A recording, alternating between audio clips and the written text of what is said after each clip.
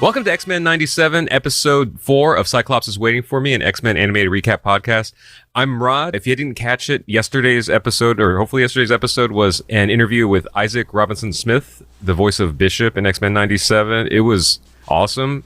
We just let him talk, and he also kind of offered like a little bit of, I don't want to say help, but like, he was open to talking to other aspiring voice actors in the SoCal area and stuff because he believes in paying it forward. So super cool episode. Definitely recommend listening to it. And I'm JC, and I am proud to introduce Forbes' 30 Under 30, a.k.a. the second best baby blues in San Francisco, a.k.a. the pure one, at Tim Gettys. And yeah, I almost got that perfect, Tim. So I love it. Let Tim host. Man, we go way, way back, almost as far back as the X-Men show. That's not quite true, but I can't believe that we are finally here talking about this show and that it is as good as it is. I am week to week just literally mind blown. Like, just to go off for a second, sorry to hijack this, but I loved the show when it first came out. Obviously, I was a little kid. I don't think I ever watched it all the way through like I know y'all did with this whole rewatch, but I've seen so many of the episodes so many times. I've read so many X-Men comics. I'm very familiar with X-Men. But when they announced X-Men 97, I was like, that's really exciting, but there's no way it's going to be great. Like, at best, it's going to be nostalgic, and like, I can't wait to hear the theme song again. And then Invincible comes out, and I'm watching this, and I'm like, this is just literal perfect TV for superheroes, for comic books. Like, wow, like, it's going to be embarrassing for X-Men to come out week to week alongside Invincible. And here we are, week to week, both of them coming out, and both of them just being impeccable. And I think that that is a testament to the quality of X-Men 97, that I could say that, because Invincible is firing on all cylinders, and so is this. What a special moment we're having right now. It's a great time for comic book animation going on right now, no doubt. Cyclops is Waiting for Me is our weekly podcast series where 2, sometimes 3 friends gather around these mics and are going back and watching every single X-Men animated episode that we can find. I promise this is the last kind of funny reference that I put in the script. This podcast started with the original 1992 X-Men the Animated Series, building up to this moment, the release of X-Men 97. Some quick reminders. We're a recap show about an episode that aired less than a week ago. There will be spoilers. If you don't want to spoil it for you, pause the podcast, watch the episode, and come back. We are currently not sponsored by or affiliated with Marvel Animation, Disney, or Disney Plus in any way. However, they've been great, like we mentioned with Isaac, maybe some people in the future, cool voice talent from the show, but they didn't get any like final say in anything, or it didn't definitely give us any money, so. They did not give us yet, but if you want, if you guys are still listening, don't forget to follow us on social media at Cyclops IWFM Pod on Instagram, TikTok, Threads, X, and Facebook, and of course, make sure to follow us on all your favorite podcast services. And now on to the show. Today, we're going to be talking about Season 1, Episode 4, titled Motendo, as well as LifeDeath Part 1. It aired on April 3rd, 2024, and currently sits at a 7.4 star rating on IMDb. I didn't know what to expect going into this, of having dual titled episodes as a part of this broadcast. It was a little bit unexpected, but I think they did a great job of balancing the two out. I can't remember if we said it on the show or I was just talking to you like offline, but I can't believe that like one of my like things, like predictions, was like actually correct. I was like, hey, I wonder if this is going to be 2 short episodes. I didn't actually think that was going to be right. It is interesting, though, right? When you look at the titles that have come out of the rest of the season, and so it seems like next episode is going to be something else, and then after that, we're getting a little bit of the Life Death Part 2, and I find that fascinating to your point about it being kind of 2 episodes. Storm's place in the story, which is so fascinating and so good. I love that while she is separate from the mansion and from everybody else, they're still able to kind of like have these like dual storylines progressing, and it feels like it's not so much like, oh, here's the real plot and then here's this like side story. It feels like there's 2 main plots happening at the same time, and I'm just very impressed with their ability so far to have substantial story character beats, but then also have almost monster of the week type bad guys like we expect from the old show, but in a way that it feels a lot more like it's all part of something greater. I was actually telling JC last night at Scum and Villainy, which for those of you who don't know is a bar in Hollywood, and we actually got to watch last night's episode with Rogue, Gambit, and Sunspot, or the voices of. So cool. Yeah, they were there with us at the bar. And I mentioned it to JC, like, I totally forgot what I was going to say about that. Oh, I mentioned to JC, welcome to dealing with me. I was telling JC, I would totally watch a whole season or series even of Storm and Forge in the desert, because it's just so fascinating where Forge doesn't have very visible or spectacular powers and Storm is depowered, and I'm still so fascinated in their relationship. Like, we're dealing with the story. Like, Storm without powers, in my opinion, is like so much stronger than like any Halle Berry with powers. Stuff. So like, it's not just ragging on that, it's just like, wow, they really thought this character out. I mean, honestly, the way that this was shown to us was so romantic. I feel like they like did such a good job of making this like a real moment for these characters that I know this sounds silly to say, but it's like this felt like so much more than just a cartoon, because they were able to, you know, we've talked so much about the social political elements of X-Men forever, but you watch this show the last couple episodes and it's just like, oh man, it's as good as it's ever been at handling that stuff. But there's also something so endearing about these characters and their relationships, and to have Storm, someone episode 1 of this showed us how strong she is, if anybody didn't remember, to depower her and have that be such a moment, a crisis of conscience of who she is, and her leaving by choice to find herself, and then finding Forge, and Forge revealing that he was actually the one that kind of created the thing that took everything from her. There's shots in the conversation that they had and like what them riding the horse and all of that felt so emotional and so like they were having this like beautiful moment between each other. And like, that's powerful, like storytelling in a show like this. And I'm just so impressed that they were able to pull it off. Have you heard the new Beyonce album at all? Not yet. There's a duet with Miley Cyrus and Beyonce, and that horse riding scene is the energies match perfectly. I put it on our stories the other night, like last night. Did we get muted yet? We always get muted when you mess with music at this point. So what's funny is it does claim it, but I use the sound in the app, like the licensed sound that's in the thing. But yeah, to your point, like, yeah, it's super romantic, and I already accept this like in the original series, but this is the reason that like, when it came to that whole scene where you mentioned where they confront each other, I was like, this is a soap opera with superpowers, and I'm cool with it. Like, I'm just going, like, we can't pretend it's not. Yeah. No, but that's, I think, actually the thing that I'm gushing about the show so much, because I'm just so impressed at the balancing act that they've been able to pull off of making this nostalgic and hit everything that it needs to, of the remember this, remember that. It's also like, hey, we're not gonna like around anything. We're diving as deep as possible into expanding the story and going like nuts with the lore and the appearances. And like, if you don't know who these characters are, we don't actually care. Like, we're just gonna keep telling you the story, but then also having it be so well written and so believable in the dialogue and what they're saying, but it's so dramatic and so over the top, and like, it works. And I feel like we've seen so many things try to do any one of those elements and fail miserably. Somehow this show is managing to do all of them in this way that enhances every element to become so much more. And I think that the way Storm talks is a perfect example. The way Magneto talks is a perfect example. It should not work in 2024, but it really does. I mean, I think a big part of it, and we mentioned this on the last episode, one of the writers, Charlie Feldman, is a personal friend. And I can tell you, Charlie is such a legit nerd, loves this kind of stuff. Like, this wasn't just I'm taking a writing gig for the sake of a writing gig. This was them getting the opportunity to write for a story that they cared about. And I feel like Bo and the other members of the team that were a part of it, that rings true across the board. Like, they all cared about this narrative. So it seems like they care about every single thing. And that it just shines through so much, where it's like, I mean, that first episode, like every fight scene we get, every character action moment, it's like, this is the thing of dreams. And like, I am such a sucker for music. I really care about getting like character themes right and show themes right, and oh my lord, did they nail this. And I love how much they keep delivering, where every week there's different change ups. We now see Jean Grey with the ponytail, like Storm's not in the intro anymore, like we get Forge gets a moment. Like, I love that they're kind of using this theme that we would never skip because we're not crazy, but they're giving us reasons to not skip. And even the Marvel Studios logo for this episode 4, being a like X-Men 90s instrument version of the Marvel Studios fanfare, I'm just like,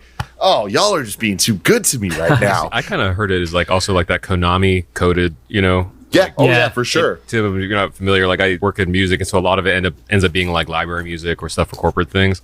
And I don't want to speak for every corporation, but a grand majority of them can't say like, we want it to sound like X because they can't have a paper trail of like legality and stuff. But so I'm always like wondering, what are the notes for something like this where like they can't use the word, or they probably won't use the words Konami and stuff. They're like, we want, if you had an arcade machine that happened to be between the years of 92, I'm like, yeah, well, I do think this is probably one of the rare instances where they could probably get away with a bit more of like, we want to do this because not so much the Konami side of it, but the Capcom side of it, of all the fighting games that are so clearly influenced in everything that we see here. But like the one that's literally behind me in the shop. Yeah, 100%. And I mean, I love that I'm on this episode, by the way, because like I'm mainly known for video games, and like I just love that this was such a love letter. Like, God. So take a peek behind the curtain for people listening.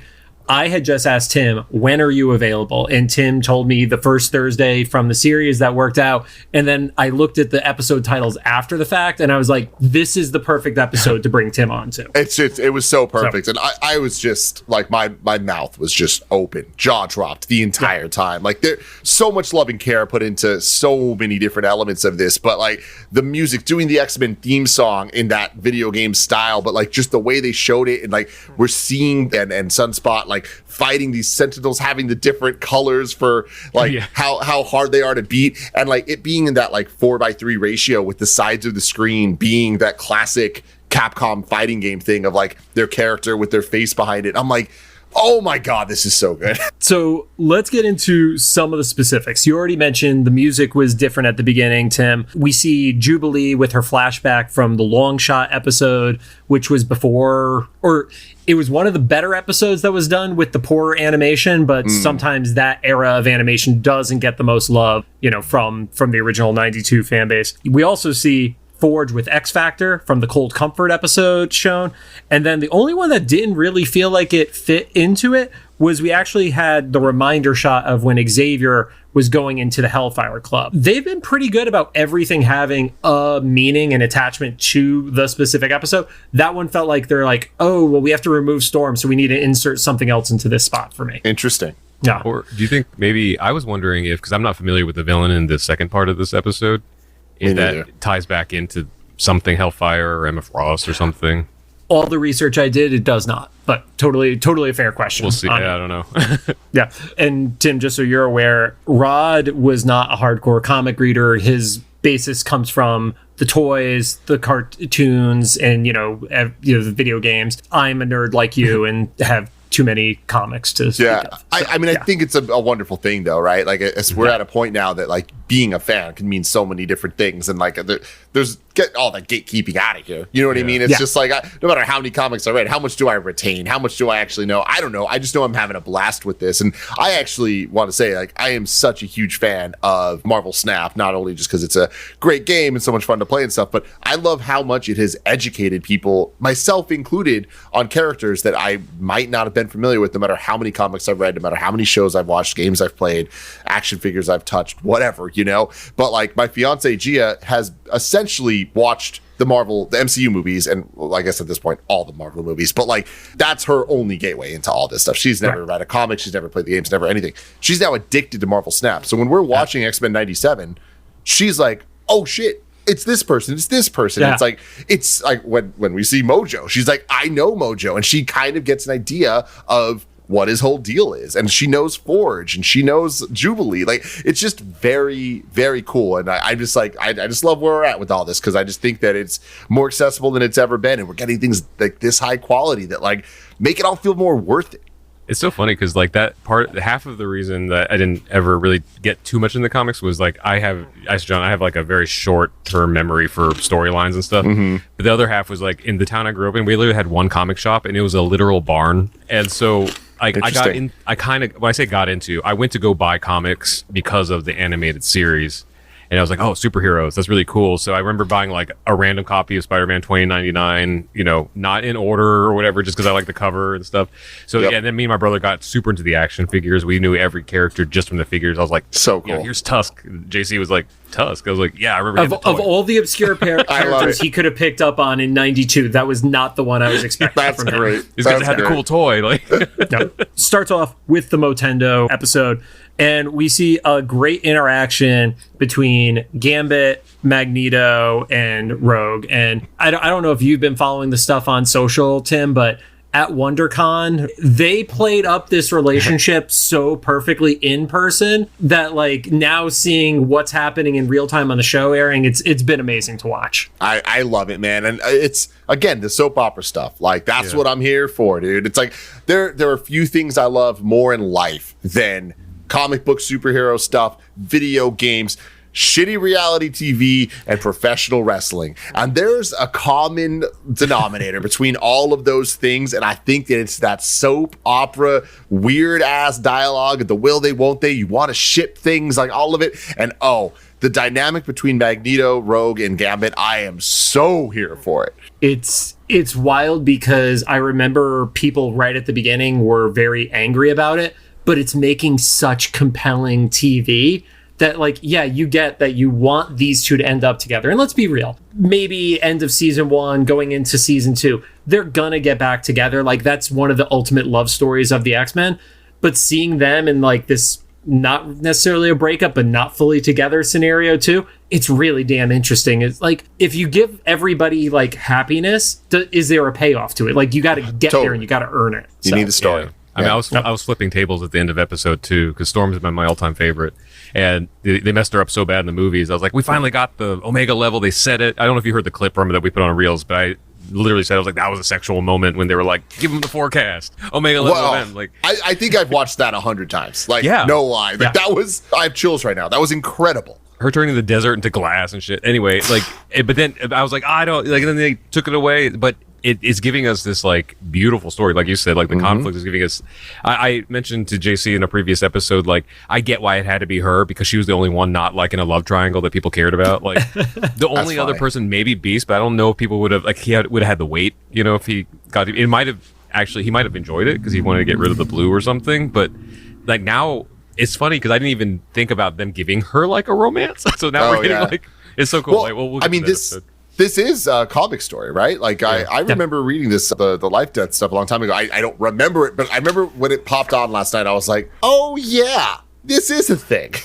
So I never read LifeDeath, but the interesting part of it is part 1 in the comics was Uncanny 186, and then they did not get back to it until Uncanny 198. So they literally made people wait a year to give that story. We're only waiting 2 weeks. I wonder if that's, like, kind of a sly meta reference, though. That's a little fun. It has to be. So everybody's around the table. We finally get confirmation that the show has aired in close to real time, and Jubilee is turning 18. That's something we've actually been wondering, like, did it actually go from 92 and this was over the course of multiple years, or was this like a 6 to 8 month thing? Like, we actually get confirmation she is turning 18. What does that mean? Like, what does that change? During the original 92 series, when we were watching it, we were kind of like ballparking her age from month to month and stuff. And then when this show started, we were like, is this 6 months later or like a year and a half later? Or like, so what's it actually? Because does the show, the 92 show, was that 92? Yeah, and she was 13 at that time. So it literally is the 5 years in the aging and stuff like that. So very cool, very cool. Because we were like, oh, in the long shot episode, she's like, she's got her learner's permit, but how many years has this been going on? So this actually gave us a formal confirmation of that. Rad. Yep. She comes down. She's all excited. She does the who's got 2 thumbs and is ready to party. It's me. And they're like, oh, well, what would you like to do? And she's like, I want to go to the arcade like old times. And all I could hear in my head is Rod, because Rod, like, loved the whole, like, mall rat, like, all that stuff about the original Jubilee characterization. I also love that old times for her was 3 years ago. Yeah. Hey, but when you're that young, that's true, right? No, I totally get it. That was episode 1, right? Where she's in the arcade. Ah, so cool. And Magneto gives, like, a concerned face, and then we jump to her mocking Magneto in her bedroom with Sunspot, so, you know, at least she's got a date for her birthday. And they drop a really important piece of lore that the Genosian people are formally getting put into the UN. I know we had alluded to it in a previous episode, but now it's like, oh, this is actually a very big day. It really sucks that it's happening on her 18th birthday, though. I love that Sunspot is, like, he's actually aware of like current events. Right. And Jubilee is like vaguely aware of them, but they don't have any weight. And he's like, yeah, like a nation of your people joining the UN is kind of a big deal. Big deal. Yeah. We get some Easter eggs in her bedroom. Most noticeable is there is a long shot plushie that is on the shelf. There is a poster that looks like the classic yellow Bruce Lee suit from some of his movies. And then there's a band poster that instead of it saying NIN for Nine Inch Nails, it's INI, but it's the same style font and stuff like that. Inch Nails, Inch, that classic band.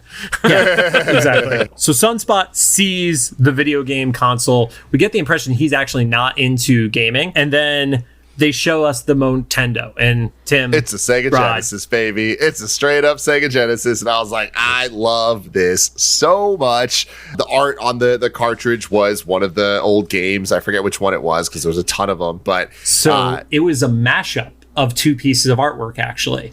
So the original Genesis game, just titled X-Men, is the main art.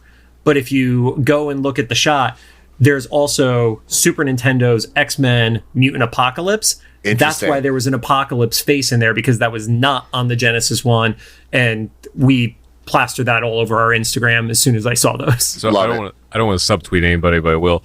Another very like large comic book or like nerd property or whatever called that reference and completely referenced the wrong video game. They referenced the Mojo video game. Probably because it was an easy answer, but I was like, that's not the game. Yeah. It doesn't look. I mean, it only. I didn't even know there was a Mojo game. That's crazy. It was a Game Gear one, so nobody knows there was one. Jesus, the Game The only Gear. thing that's similar with is they followed like the video game artwork format of like the stacking, but otherwise, yeah, it was like the wrong characters and everything. So Jubilee is like, I don't actually know what that is. Leads to them having tendrils pop out of the Motendo. Dude, this was a lot more graphic than I expected, and that's something that's been in line with the show. It is so much more mature than I would have ever thought, like just visually. Like there's some scary stuff. Last episode had some real scary stuff with his mom. The horror out of the TV. Yeah, absolutely. And the like cybernetic tendrils coming into them and going into their eyes. I was like, whoa, this is eyes. It's a lot. Almost made me throw up. I don't like things in my eyes and stuff. And that when it was like I was fine because it was basically doing kind of Tron, right? Like getting sucked in, and then I saw the tendrils like enter the eyes. I was like, ah. Yeah, it did have a little bit of the feel from Clockwork Orange too, which also resembles Mojo's face of like the eyes are stuck open and stuff like that. So then there's a sound effect, which, I mean, I don't know if PTSD is the right word for it, but that was dialing up to AOL back as a, teenager or so. That's called earning your time on the internet. Oh, yeah, for sure. When you could get booted off just because your parents pick up because they have to call somebody and they don't scream across the house to make sure you're on or not. But that's why you logged in at 2 a.m. and for no other reason.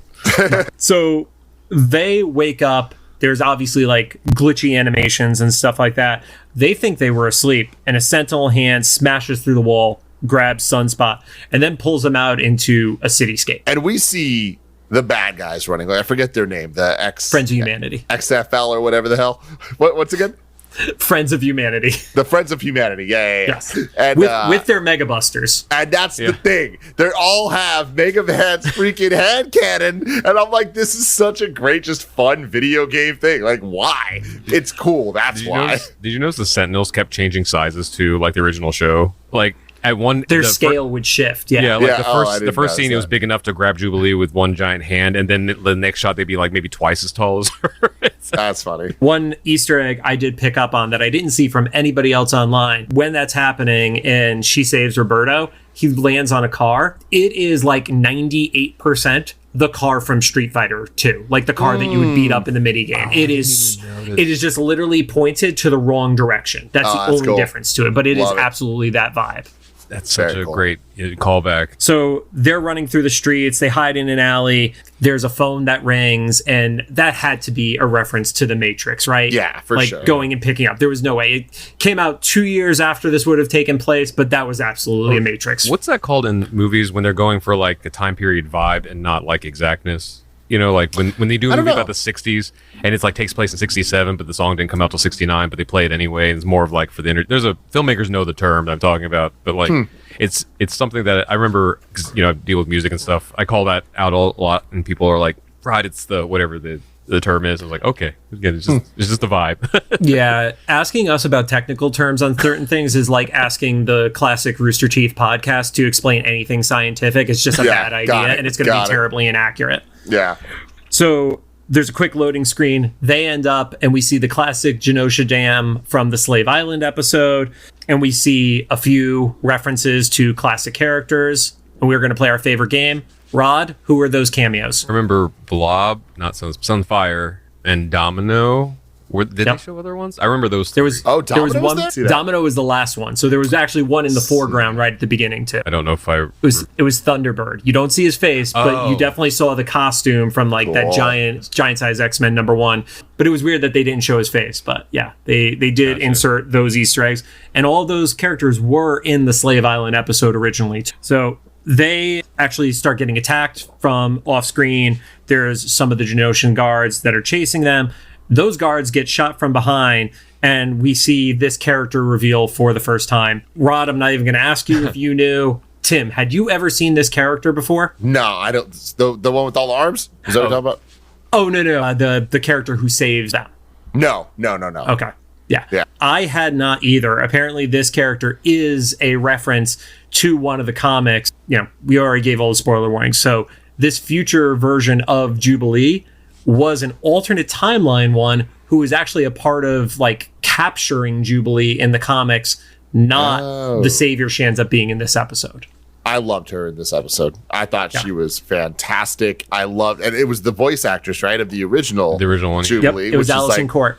Such an amazing pull there. Their dynamic was great. Her with the shades, like she was just oozing cool, man. Big fan. Also, I noticed this on my third rewatch. Before we find out who she is, because her name is Absessa. So yeah, before we find out who she is, when the Friends of Humanity gets shot down, Jubilee's like, "It wasn't me," and I was like, "Oh, foreshadowing." Right. Yeah, there are a few things that watching the episode in hindsight, like it just clicks. Like the first time I watch it and she gives the speech later on in the episode, it was cool. But then I found out after the fact that it was Allison Court who said it. And the whole speech takes on a different meaning about moving on, growing up, and like all those things. Considering we all know Allison stepped down from the role. It wasn't that she, was recast by the studios. It was her giving that role to somebody for the proper representation of the character. So all that made it hit deeper for me when I had that full context. Yeah. So the character Absessa disappears. Mojo appears on a screen. You realize that he's way, way skinnier. And you find out it's because he literally feeds off of ratings. Oh, is that what that was? I thought he was just sucking it in. It was like a reference to that. That makes sense, though. Your thing makes more sense. This whole stuff kind of like lost me because like I feel like later he kind of busts out and it was like he was like hiding it. Like, this is weird. I didn't like it. So I read that as like, as stuff was getting exciting, once, they're formally in the game and stuff is happening, that's when the crowd starts going nuts. And the crowd going nuts is what basically feeds him that energy again to make him blow up. So Got it. Yeah. He's gross either way. Oh, he's horribly gross. Yeah. Everything hanging and stuff like that. It's not a great visual, but it is a great visual. So this voice acting though is less aggravating than the original. Yeah. Oh yeah. I don't even remember the old one. The other one was very. It was a negative stereotype. We'll call it out what it was. It was a very negative Jewish stereotype from like certain phrasing and stuff like that, which was pretty commonly accepted in Hollywood in the 90s. Now, people are way more thoughtful about certain things. Like, It was also a lot screechier too, so it was like a combination of things. They just overall polished it. I did really like his character though. I feel like the whole we're pivoting to video games, like that's where the money is. That's where it all. It's like it feels very smart and of the times. Like again, I keep complimenting the show for that, but like this is good writing for a character like Mojo that is could potentially be one note or could really be a great use of a character to kind of like look at people's media consumption and the potential pitfalls of it all. Well, and he does a great job of gassing up Jubilee that like, even though she knows she's kind of a captor as this is all being explained, she's also kind of enjoying it too. He's like, yeah, you're the star, all the other X-Men are, they're too old. They don't connect with the youth. They're not the point of view. And that was the most meta comment possible because it was like, oh yeah, in 92, that literally was her role that she was created for when she replaced Kitty Pryde. So I like how Mojo's examples also split up like the age differences between the crew. Yeah. Yep. With all the different shows. Who's the boss? Who's the Boss was great because literally the 5 people shown at one point were all bosses of an X-Men team, whether it was in the comics or in the show. Yeah, because we had Storm, Magneto, Cyclops, Xavier Cyclops, and Jean. Jean. Awesome. Yep. So cool. And then they go to a different world, which was like the reinvention, but it literally was all the diversity of the characters. If you've seen, there's a screenshot of the original A Different World cast. There's one extra mutant in it, but other than that, it's all of them in there. It's wild. And very cool. The third one, do you think that was foreshadowing for Jean and Scott? Because they said the divorce court? Well, okay, Tim, your opinion is pure on this because Rob and I have talked this to death. Do you think they actually got married, or do you think a swap had happened before the marriage? Oh man, see, that's really interesting. I don't know. I feel like this is one of those things, having not watched the show to prepare for this. I don't know exactly where we're at, so I'm kind of just going off of what they're giving me here. I love how confusing it all is. I love how early in the season we're dealing with that's not Jean, this is Jean. How are they gonna like deal with all this stuff?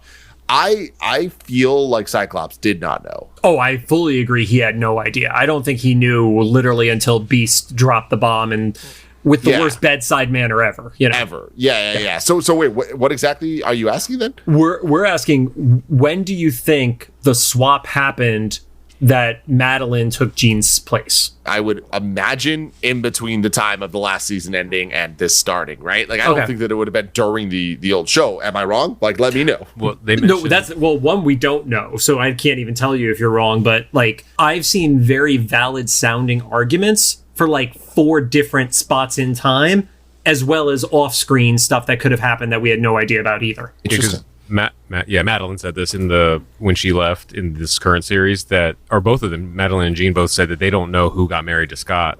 Yeah. So that kind of throws it back to the real show. My theory that I mentioned in previous episodes was it'd be kind of poetic, tragically poetic, to have it so that Jean and Scott never get married. It's like this cursed relationship, like something always, because they got married technically twice, but not really. Well, the first time they didn't really get married, or the first time they tried to get married, it like got interrupted.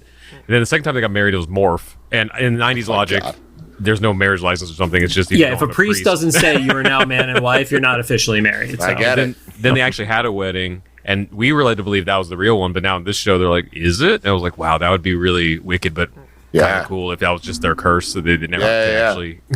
And then 2 last quick cameos in the different world shot.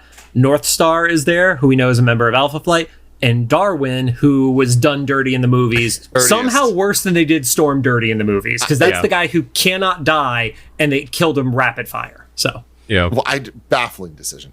Yep. So we get this graphic reveal of Magneto. It's absolutely a Konami vibe, but when you actually look at the gameplay graphics, Tim, to me, it looked like Shredder's Revenge or Scott Pilgrim. Like, those were the 2 games. It was that newer 16-bit art style for me. Yeah, totally. I mean, we even see this in, like, the opening shot of Jubilee kind of running when she does her, like, little sparks, like, super move or whatever it is. Yeah, it's very much the more, like, modern take on, like, Scott Pilgrim's the perfect pull for that. And, I don't know what the filmmaker term for it is, but they were going for the vibe of 90s video games as opposed to, like, actually, like, I think that they were going for how we remember it looking as opposed to how it would officially look on there was inspirations from little Sega Saturn stuff from like the Genesis era, from Super Nintendo. I think there was a little bit of everything there. We see a character select screen along with Jubilee and Sunspot. You get Colossus, you get Magic, you get Longshot, and you get Cable,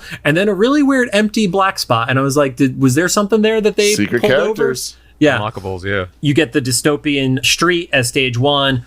And the Days of Future Past, which was Uncanny X-Men number 141, the poster of all of those characters. So this means Kitty Pryde is finally officially canon in this X-Men timeline, because she's one of the sprites on the poster. Ironically, when her character was named Sprite is when she appears on that poster. That's so funny. Hey, that's kind of awesome. I already said this earlier, but like this moment was one of my favorites so far. I put this, the storm, give me the forecast moment is number one, but this video game opening scene was so good where you hear the music start to go off and I'm like, oh, they're about to do this. And it's just the X-Men theme hitting. It was so good, man. I was like giddy.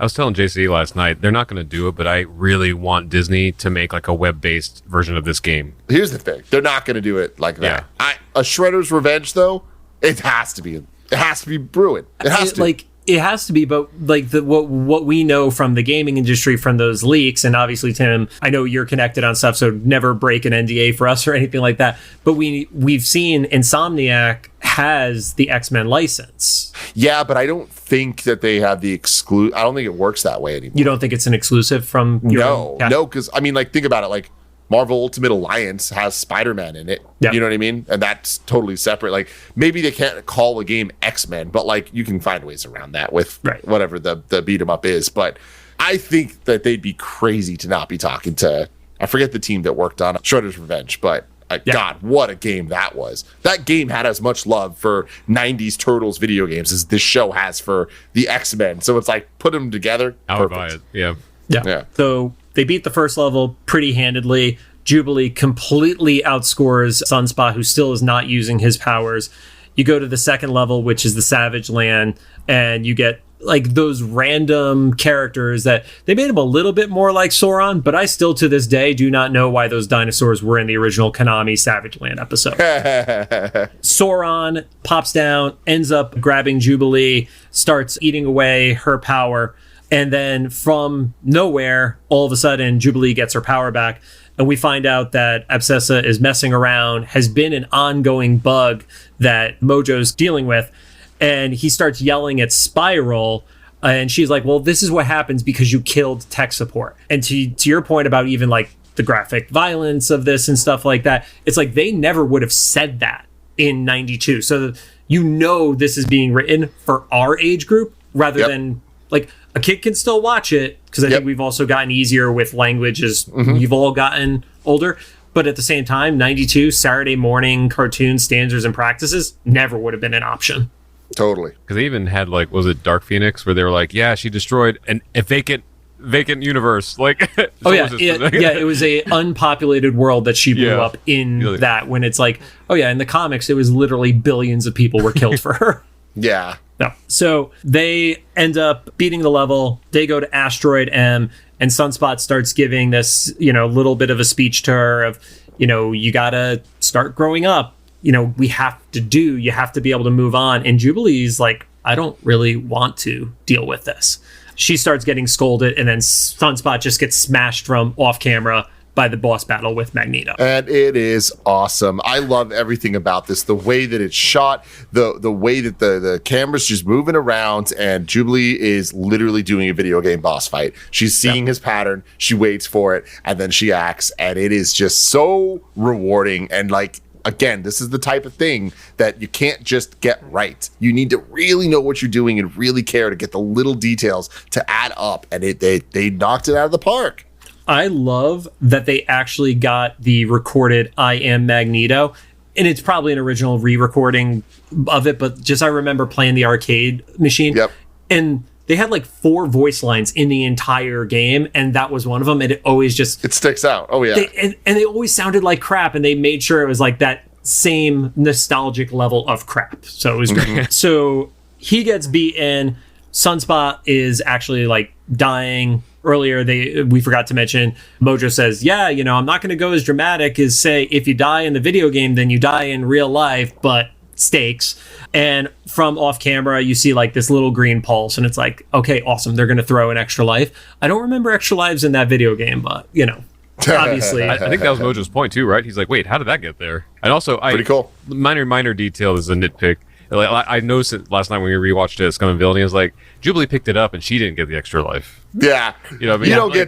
You don't get to choose what you do with this. Did you? It reminds me of back in like playing Contra or like Metal Slug, and like you have the rocket launcher, and you're like, I don't want to pick up that gun, so you're like trying to jump over it to not like. I was gonna say, like, when me and my brother would play like those team up, like beat 'em up games, we'd always like yell at each other because like one of us wouldn't need the life, but we'd like run into it by accident, like you said. Totally. And be like, damn it, Ron, I needed that one. I was like, I'm sorry. There's a great dorkly bit that they did in Turtles in Time where there's 3 valid arguments between Leonardo, Raphael, and Donatello of who should pick up the pizza, because one has more lives left and the other one has more damage and stuff like that. And then Mikey just walks over it by accident. Right. And he gets, it's like he had full health and it didn't matter to him. It was perfect. So Mojo's obviously confused. Sunspot gets revived. And then you get this giant hand that pops up right as Magneto looks like he's being revived, pulls them through. And you find out that they're actually brought into one of his broadcast servers as opposed to one of his game servers as a way to give a little bit of time. And that's where we finally get the formal reveal that this is a beta version of Jubilee as the only one that has survived ongoing tests of an infinite amount of playthroughs, essentially. And dope. Again, having not read the original story that this was loosely based off of, I was not expecting that. I don't know why, but I put money on the table. I wouldn't have guessed it was actually Jubilee in this. So, oh man, that's so cool. The moment we saw the shades, I was like, they're doing something with this. Yeah, but they pulled it off great. Basically, Jubilee's like, oh, this is great. Of course, if there's a video game with me in it, there would be cheat codes, and that's where we get that heartfelt speech about growing, moving on, accepting responsibility that Allison was giving for the voiceover. And then we got the reference that this show has a special attachment to, which is, so Magneto was right. And Tim, I know you said you haven't done the crazy rewatch because you're not a lunatic like we are.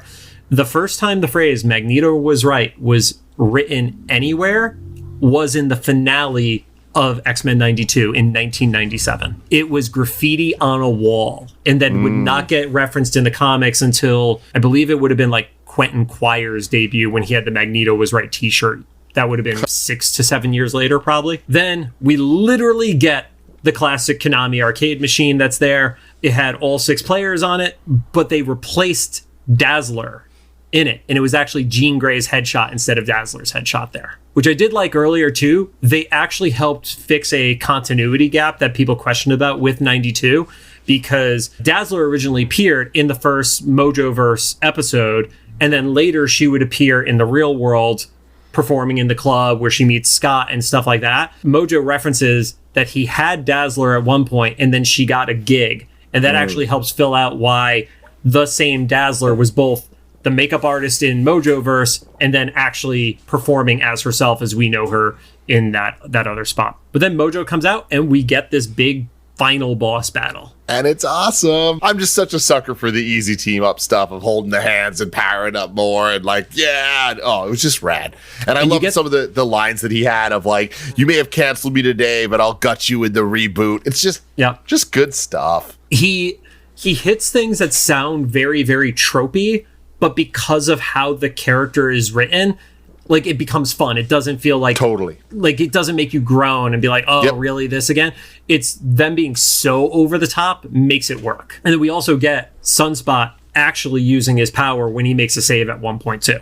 I would like to point out, like when they first got in the game, Sunspot was like, oh, I don't want to use my powers because like what if there's cameras and like my parents see it? And Jubilee's like, well, you think everybody's watching you and like you're going to be on TV or something? It's like, yeah, that's exactly what's happening. Actually, he was right. Actually, Sunspot was right. Put the graffiti up. To be fair, he's like also 18 years old, young, single, attractive dude. So he literally believes the entire world is watching him, even if the cameras were not on him. And we also suspected, because he mentioned he came from money, that he might have been like the 90s era, like Trump family, like they had like property around New York and like, like Nepo baby kind of. Yeah, that's why he was added to the show, because they wanted to get all the Nepo babies to enjoy X-Men 97 as well. Of course. So they get the big hit on Mojo. It finishes him off. Everything starts exploding within the server room. And then Mojo, in his real world, ends up like basically burning out. And then you get this really like awkward shot of Spiral pushing him over. And I'm curious if that's like, well, he's out. I'm the new producer. Because she's always been at his beck and call. So now it's like, maybe this is her making a power play. Her Starscream moment. Yeah, I kind of got that read too. I feel like I don't think we're going to come back to this necessarily this season, but I could see them like coming back to the Mojo World stuff eventually. Well, we know that season 2 was already in production before this even started airing. To date, the recording date of this, I want to say it was 2 days ago. CBR reported that Marvel was already, if it has not been formally greenlit, but it's massive consideration to be greenlit for its season 3. So we'll way, that's so exciting. I mean, that makes sense though, because it's the highest rated MCU project ever. And the viewership has been massive. I want to say Larry Houston, who is the director of X-Men, the animated series in 92, mentions that the viewership of the original 92 episodes went up like 500% each in the weeks following the trailer to this launch happening. What a trailer. I mean, it sells you. Yeah. And it led Rod to making the snarkiest meme possible, where we'll send it to you later, Tim, where he was just like, all these people who are binging right now. And it's like, we've been doing this for 2 years. Yeah. I see like all these other like podcasts and nerd shows and stuff being like, here's your guide to how to rewatch 5 seasons of X-Men in 2 weeks. I'm like, that's insanity. Like, that doesn't sound fun. Back in the real world, they realize everything is all good. The Motendo is like just completely burnt out. And then we finally get the kiss between the two of them, which like we had been debating, like, were they hooking up yet or not? At least now we have the confirmation for it. But I love the visual of how it happened. Literal fireworks, right? Yeah, it's just like, dude, it was great. Like, I mean, I believe it. I love it. I'm here for it. And I feel like this was such a nice segue into the way more serious and more adult Storm storyline that we're about to get. That's true. We do get like both ends of the spectrum, right? We have like teenage, almost like lust, and then like romance the second half. And I just think that it did a great job of like bridging this wacky Nintendo storyline with like this really tragic real world thing, and it felt expertly done. Yeah, I do love the visuals that we've seen for Jubilee in the past. Is always like the fireworks that are exploding. These were a calmer, like just they were floating up and just kind of like illuminating the room. Yeah. This is one of the only times where I do wish that this was hand drawn and not like the new CG 2D animation style, because God, I would love to have like one of those frames from like an episode like this, Friend of the show, Matt Robb, actually gifted me for Christmas. Yeah. The Colossus holding Wolverine cell from 92. So tight. Oh. All right, so any closing thoughts on Motendo before we jump over to LifeDeath? Loved it. I honestly can't gush any more than I already have. It was so damn good. Yeah, I think it's fun. It's like an improvement on like the quote unquote like filler episodes, like in Jubilee it seems to be her thing to get like these weird like tangent storylines, because she had fairy tale theater in the last series. Let's not talk about that one. Right, but this is like what that could have been, Yeah. Like, where it's not directly related with the storyline, but we get like one piece, like her and Sunspot are like a thing now, and Jubilee's learned to kind of grow up, I guess, is like the moral of the story, like not being afraid of growing up. Right. But yeah, I was like, oh wait, Jubilee's always on these like little. The only other thing they could have done is like give her like a D&D campaign or something, right?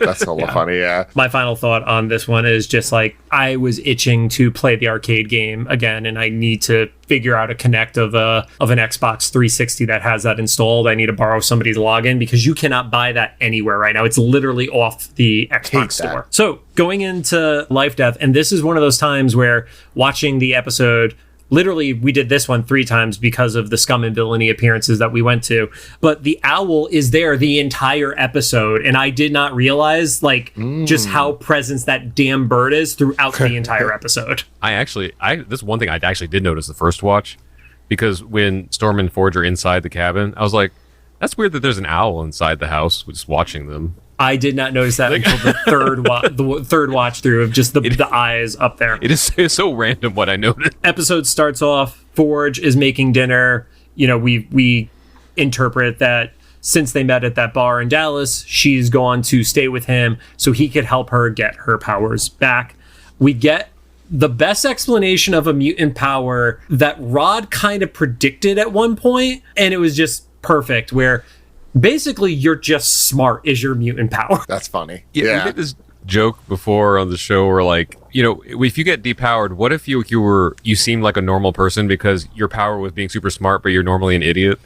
So, like, when you get blasted with that collar gun or whatever, then you just become like an imbecile, but you were like just a moderate human being before. Yeah, that's great. that would be my power. We get some backstory as to Forge's injuries, where there was a war based on the age that would have been Vietnam for us in real time, given that he's probably 40s, 50s, and he lost his hand and his leg when that was all going on. They also start talking about the fact that, you know, he was a friend of Charles and, you know, he owes him a great deal. And that's one of the only things that we haven't really gotten into, because if you look back at the Cold Comfort episode, they really didn't know each other at that point. So curious if that's just a line or if it's something that actually happened off camera that we'll explore in another episode. Yeah, because in that episode, Charles was like, wait, the government was giving you guys money? I've been off here like funding myself. No. And then, Rod, do you want to talk about Storm on the horse? That was a great homage to, I didn't watch these movies, but like, I think it was a great homage to those like horse girl movies, you know? You know what I mean though? Like, I say that in the nicest way possible. It's like,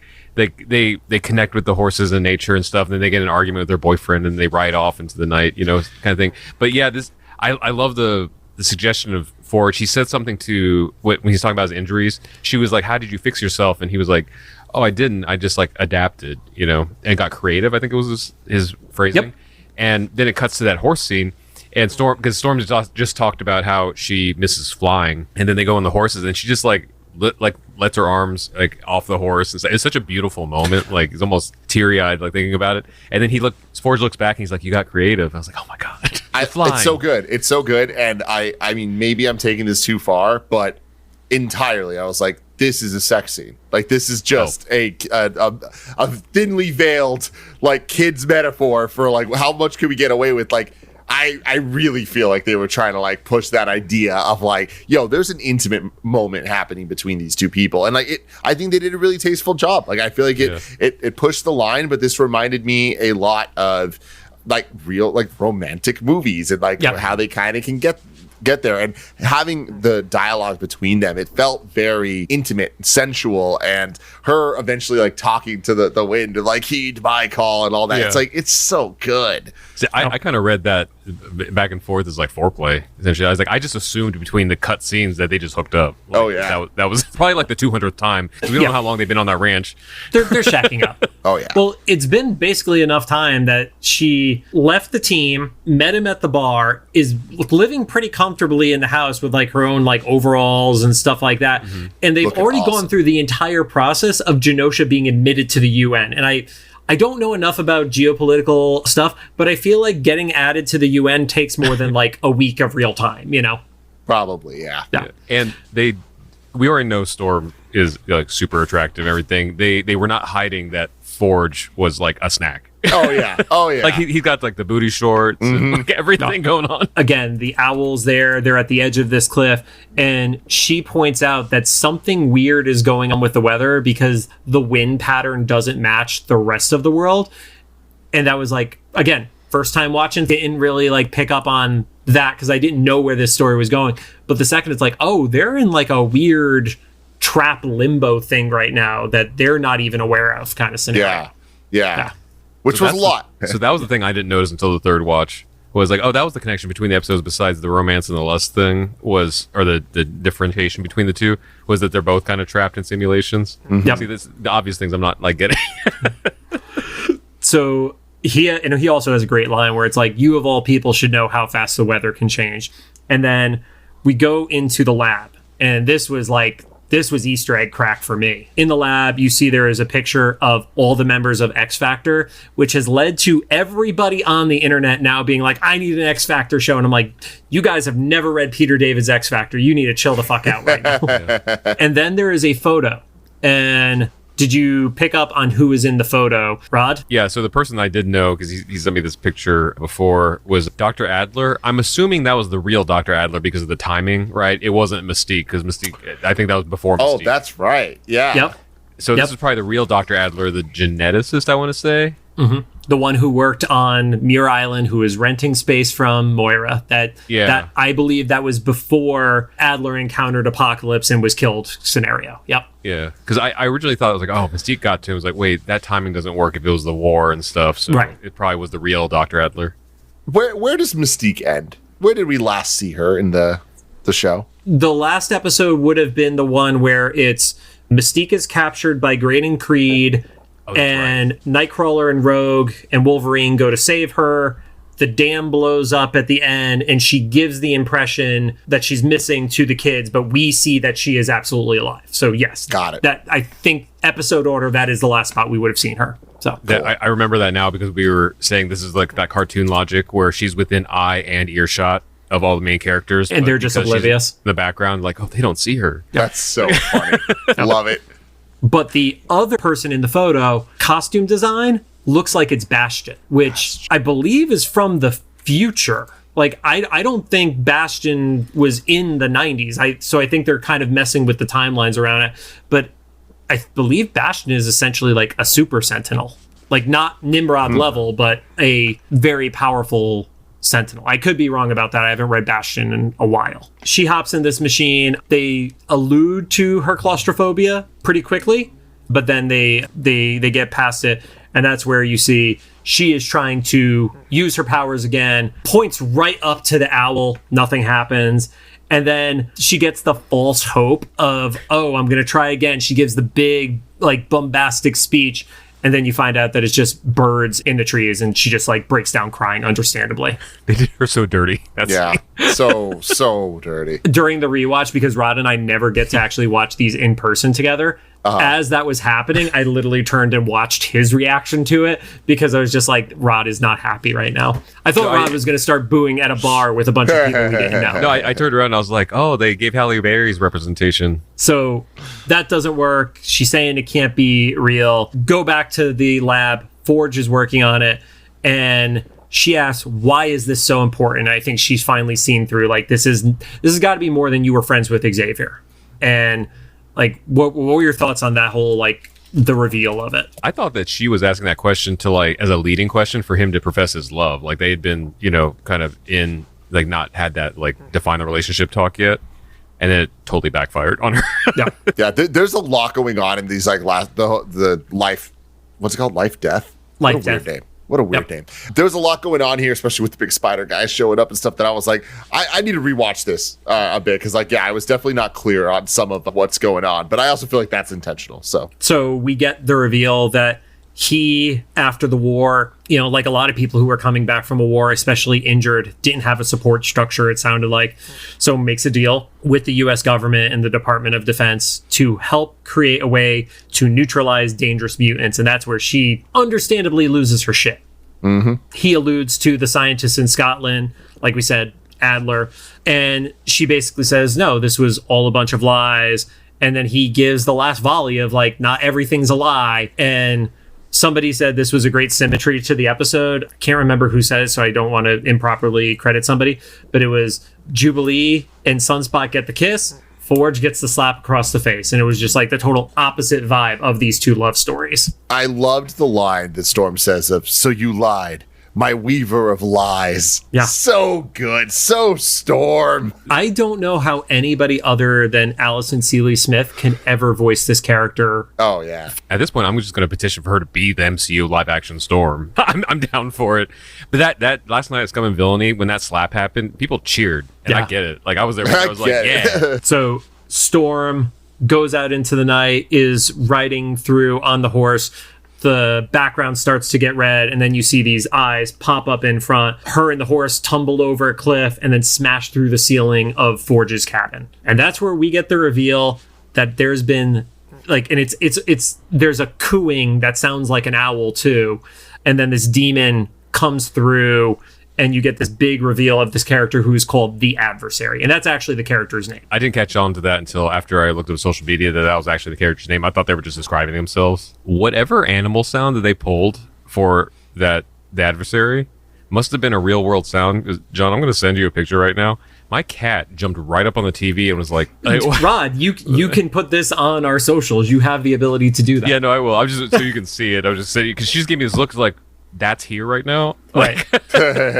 She doesn't react to anything that's like fake. She's used to hearing me watch superhero movies and stuff, but this nature sound was like something real because she was like, "We're in danger." I shot it over to you too, Tim. She's so concerned. Yeah, that's awesome. From the comics, the adversary did appear in there, known as a trickster spirit that I believe it was the Cheyenne Nation recognized. So this has a little bit of real world mythos put into it too. I'm curious because I noticed that the voice was also Allison Seeley Smith. It was.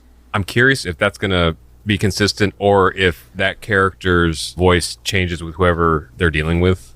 You know, if it's always like a self thing. Yep. Like, does it sound like Forge to Forge? I mean, that's what we'll find out, because Forge tries to fight back, gets bitten through the shoulder by this demon. Brutal.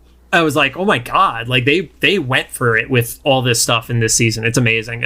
I'm so happy it is made for like a general audience and not like, the TV7 audience, because none of this works the same way if you try to make this purely for kids anymore, Yeah, because Forge says damn in that scene. Yep, you damn demon. Yep. They're going. And then that's where we get the reveal that it is the adversary, and it is feeding off of desperation and misery.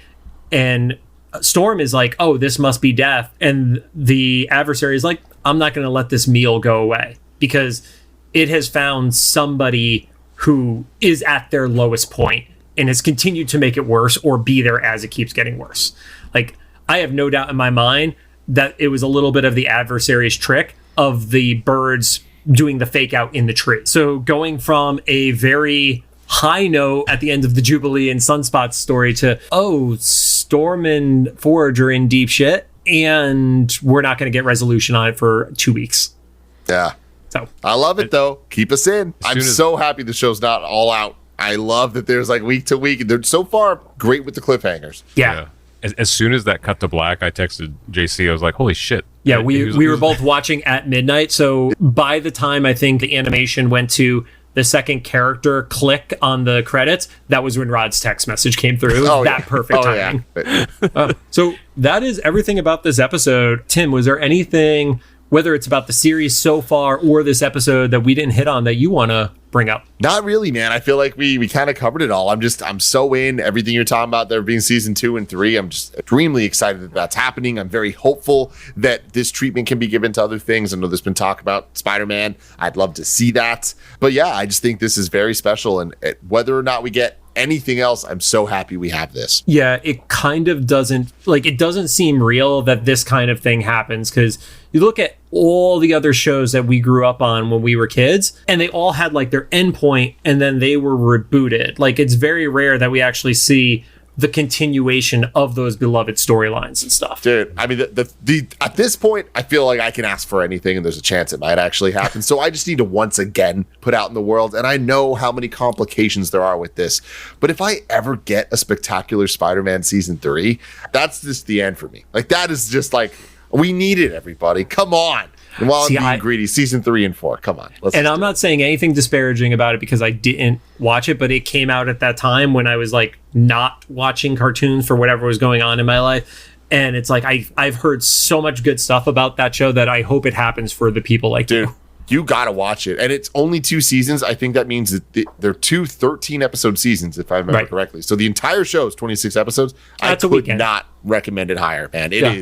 It is some real good Spider-Man. I feel like the biggest trick with Spider-Man is they already have like the Spider-Verse stuff happening, and that's such like a high bar to be compared to as far as animation. And then you have like the other end of the spectrum, like Madam Web, right? And more. Well, we also have like the Spider-Man show that is coming out too. Is it freshman year or something like that? Well, no, they renamed it. Now it's Friendly Neighborhood Spider-Man. Friendly Neighborhood. Yep. Yeah. So I'm very trepidatious about that one, but I was about this as well, and they proved me wrong. So I'm still excited for it, but like, I just struggle to find any interest in everything they've shown so far. I feel is a little bit not what I'm looking for a Spider-Man cartoon. And like, I feel like when they first announced it, like, oh, freshman year, I'm like, oh, cool. It's going to be his story of everything we saw before, like his early Spider-Man days, and then it's like, oh no, well, Norman Osborn's here, and it's like they just jumped it in like way too deep into stuff that I'm like, that just doesn't make sense for the MCU, and now it sounds like they're backtracking that. So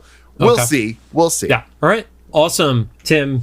Thank you so much for popping on. This is the first time we've podcasted together since, I want to say you guys were still Game Over Greggy show the last time I was on with you guys in San Francisco. Yeah. It was well before the new studio, so yeah. Oh yeah, that's wild. Well, thank you so much for having me. Honestly, I love this show so much, and I'm so excited to talk to anybody about it, but honored to talk to y'all about it. I'm very impressed that y'all have been doing the show for so long and everything, and hey, you guys are experts at this point. JC is. I'm professionally the idiot. Tim, for the people who are hearing you for the first time because you're on this, where does everybody find you? You can find me at Tim Gettys, Gettys, on all of the socials. I am over at Kind of Funny. If you just look for Kind of Funny on YouTube, if you're into video games, if you're into comic books, movies, any of that stuff, we talk about all of it. We do it live every single day. So we're a live talk show network. That's what we like calling ourselves these days. But yeah, a lot of fun. So come check us out.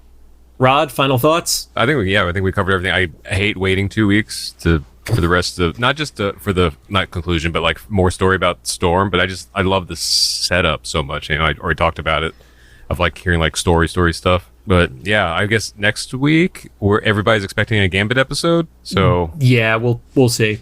We'll see. We'll find out on Tuesday because that's when Marvel releases their trailers. So I'm muting all the Marvel stuff now because they're not technically spoilers, but I would have wanted to see the 16-bit stuff like when watching the show and not in a thumbnail. I didn't see it. I was so lucky that I happened to be busy, and so I did not know. So when the episode started, I was like, let's go. Yeah. All right. Well, everybody, thank you for joining us. If you have any thoughts, make sure to drop them into the comments for either the YouTube upload or the official Instagram post about this episode. If you like what you heard, we'd appreciate a rating on the podcast app of your choosing. You can find us on Apple Podcasts, iHeartRadio, Amazon Music, Spotify, YouTube Podcasts, and CastBox. And we're done. We did it in under 2 hours this week. Hey. Thank you.